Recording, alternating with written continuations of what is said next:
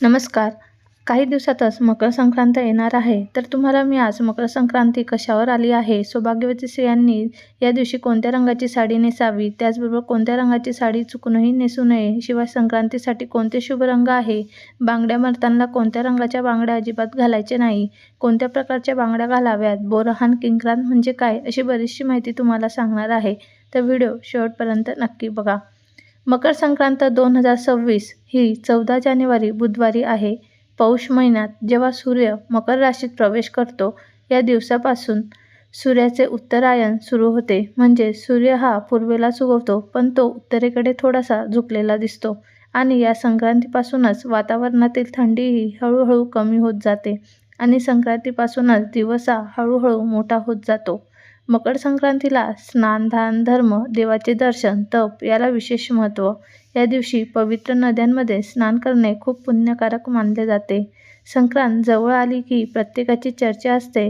यंदा संक्रांत कशावर आली आहे, तर चला बघूया. यंदा मकर संक्रांतीचा जो काही पुण्यकाळ आहे तो बुधवारी 14 जानेवारी 2026ला दुपारी ठीक 3:06 सूर्य हा मकर राशीत प्रवेश करणार.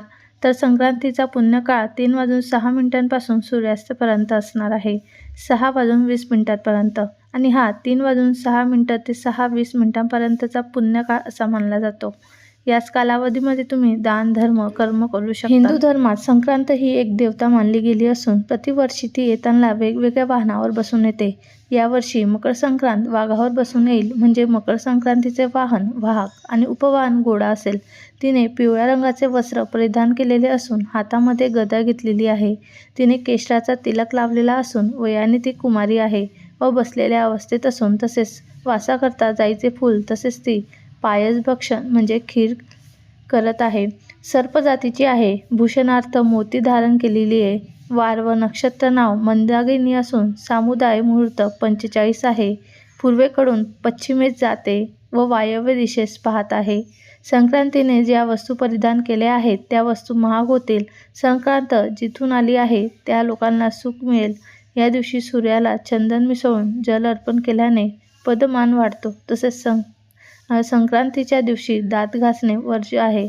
तामसिक भोजन करणे, अभद्र बोलणे, झाडे तोडणे व कोणत्याही प्रकारची नशा करणे वर्ज्य आहे. तसेच या दिवशी मोठ्यांचा अपमान होईल अशा कार्य आपल्या चुकूनही करायचं नाहीये. या दिवशी आपल्या घरामध्ये चुकूनही देखील मांसाहार बनवता कामा नये. आता बघा, संक्रांतीला स्त्रियांना बराच प्रश्न पडलेला असतो की या दिवशी कोणत्या रंगाची साडी नेसावी, कोणत्या रंगाची नेसू नये. तर आपल्या धर्मामध्ये प्रत्येक रंगाचं एक वेगळं महत्त्व आहे. कारण प्रत्येक रंग तुम्हाला एक वेगळी ऊर्जा प्रदान करते. काही रंग सकारात्मक शुभदायी लहरी प्रदान करतात तर काही रंग अशुभ मानले जातात, नकारात्मकतेचे प्रतीक मानले जातात. पण आपल्या हिंदू धर्मात काही 4-5 रंग आहेत ते शुभ मानले जातात. प्रत्येक कार्यासाठी किंवा देवकार्यासाठी हे रंग वापरले जातात. त्यामध्ये पहिला रंग तो म्हणजे हिरवा. हा सौभाग्याचा प्रतीक मानला जातो. तसेच देवीला ओटी भरताना सुद्धा हिरव्या रंगाचा वापर केला जातो. म्हणजे हिरव्या रंगाची साडी, हिरव्या रंगाचं ब्लाऊज पीस वापरले जाते. दुसरा रंग म्हणजे लाल रंग. कारण लाल रंग हा सर्व देवांना त्याचबरोबर माता लक्ष्मीला सुद्धा अत्यंत प्रिय आहे. हा रंग सौभाग्याचं उमंग, धैर्य आणि नवीन जीवनाचं प्रतीक मानला जातो. त्यामुळे लाल रंग सुद्धा खूप महत्त्वाचं मानलं जातं. तिसरा रंग आहे केशरी रंग. केशरी रंगाची साडी सुद्धा नेसू शकतात. हा केशरी रंग त्याग, ज्ञान, शुद्धता आणि सेवेचे प्रतीक आहे. छत्रपती शिवाजी महाराजांच्या सेनेचा ध्वज, रामकृष्ण आणि अर्जुन यांच्या रथाचे ध्वज केशरी रंगाचे होते. तसेच पुढचा रंग आहे गुलाबी रंग. हा प्रत्येक स्त्रीला गुलाबी रंग हा आवडतो.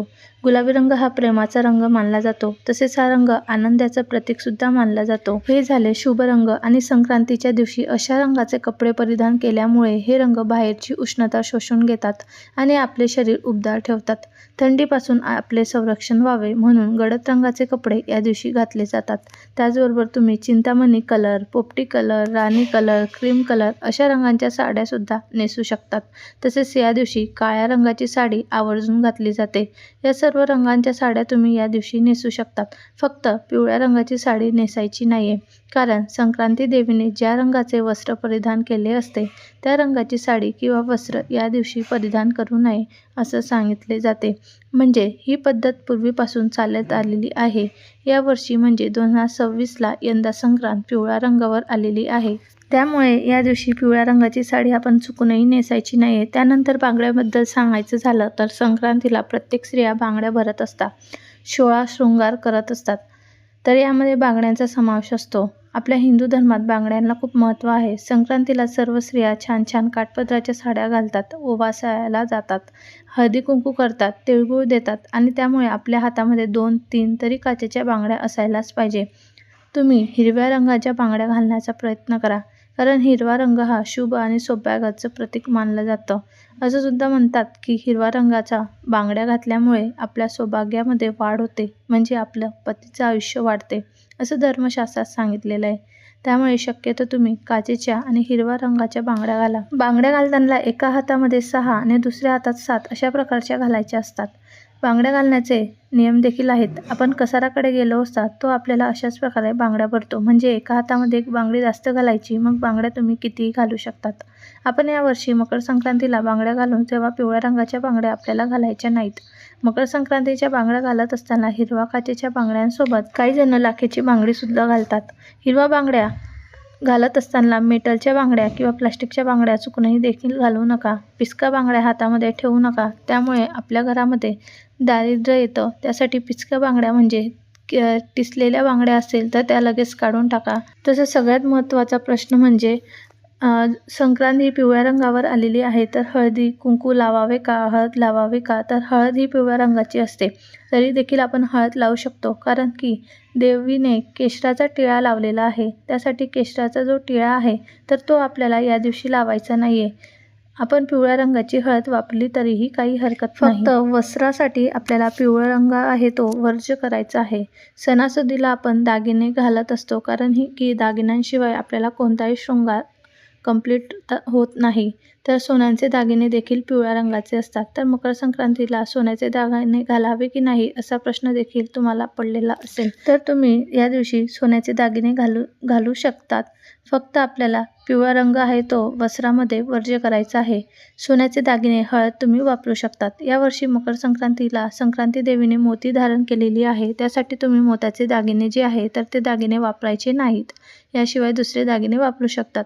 यावर्षी संक्रांती देवीने वासाकरता जाईचे फूल घेतलेले आहे, त्यासाठी आपल्याला जाईच्या फुलांचा गजरा हा अजिबात घालायचा नाही. या व्यतिरिक्त तुम्ही दुसऱ्या कोणत्याही फुलाचा गजरा घालू शकता. तसेच या दिवशी देवीने पायस भक्षण करीत आहे, म्हणजे पायस म्हणजे खीर. तर या दिवशी खीर आपल्याला चुकूनही देखील करायची नाही. तुम्ही कोणतीही खीर या दिवशी खाऊ नका, कारण देवी जे करत आहे तर ते आपण करू नये असे सांगितले जाते. ती पायस भक्षण करीत आहे म्हणजे खीर खात आहे, तर आपल्याला या दिवशी खीर बनवायची नाही. मकर संक्रांतीच्या दिवशी दान करायला अनन्यसाधारण महत्त्व आहे. या दिवशी तुम्ही नवे भांडे, गाईला घास, तीळ, पात्र, गूळ, तीळ, सोने, भूमी, गाय, वस्त्र, घोडा इत्यादी यथाशक्ती दान करू शकतात.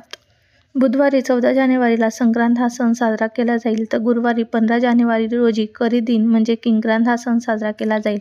फार वर्षापूर्वी एक राक्षस होता, तो लोकांना फार पीडा देई. त्याला मारण्यासाठी देवीने संक्रांतीचे रूप घेतले. या संक्रांती देवीने किंक्रासुराला ठार केले आणि लोकांना सुखी केले. संक्रांती देवीने मकर संक्रांतीच्या दुसऱ्या दिवशी किंक्रासुर नावाच्या राक्षसाला ठार मारले आणि त्याच्या जाचेतून प्रजेला मुक्त केले. म्हणून हा दिवस किंक्रांत म्हणून साजरा केला जातो. हा दिवस शुभ कार्याला घेतला जात नाही. या दिवशी कोणतेही शुभ कार्य केले जात नाही. किंक्रांतीच्या दिवशी स्त्रिया कुंकू समारंभ साजरा करतात. या दिवशी स्त्रियांनी शेणाला या दिवशी केस सुद्धा धुतले जात नाही. अशा काही प्रथा महाराष्ट्रामध्ये पाळल्या जातात. तसेच या दिवशी बेसनाचे धिरडे करून खाण्याची देखील प्रथा आहे. तसेच या दिवशी देवांची पूजा करून गोडाचा किंवा गुळाचा नैवेद्य अर्पण करावा. घरामध्ये वादविवाद करू नये, मन शांत ठेवावे, शांत चित्त ठेवून सर्वांचा आदर करावा. कुलदेवता व कुलदेवतेची सर्व देवांचे पूजन तसेच नामस्मरण करावे, नामजप करावा. ही कामे किंक्रांतीच्या दिवशी करावीत किंवा काही कामे वर्ज्य करावे. या दिवशी लांबचा प्रवास करू नये. तसेच या दिवशी शुभ कार्य देखील करू नये. मकर संक्रांतीपासून रथसप्तमीपर्यंत हळदी कुंकू साजरा केला जातो. घरात बाळ जन्माला आल्यानंतर येणाऱ्या पहिल्या संक्रांती खूप महत्त्व असतं. या दिवशी लहान मुलांना बोरहाण घातले जाते. परंपरेनुसार ज्या पद्धतीने नवविवाहितेला हलव्याचे दागिने घालून सजवतात, त्याचप्रमाणे लहान मुलांना सुद्धा काळे कपडे घालून हलव्याचे दागिने घातले जातात. हा लहान मुलांचा कौतुक सोहळा असतो. बाळाचा जन्म झाल्यानंतर पहिल्या संक्रांतीला बोरहाण घातलं जातं. या शिशु संस्काराची व्याख्या म्हणजे लहान मुलांना उत्तम आरोग्य लाभावे. ही एक पारंपरिक पद्धत आहे. बोरहाणासाठी कोणत्याही मुहूर्ताची गरज भासत नाही. बाळ अगदी लहान असल्यापासून तर 1 ते 3 वर्षापर्यंतचं बोरहाण करता येतं. काही ठिकाणी 5 वर्षापर्यंत देखील करतात. या कार्यक्रमात बाळाला घालण्यासाठी काळ्या रंगाचा ड्रेस निवडावा. हलव्याचे दागिने घालावेत. दागिन्यांमध्ये तिळाचा वापर करावा. संक्रांतीपासून रथसप्तमीपर्यंत तुम्ही कधीही लहान मुलांचे बोरहाण करू शकतात. व्हिडिओ पाहिल्याबद्दल तुमचे खूप खूप धन्यवाद.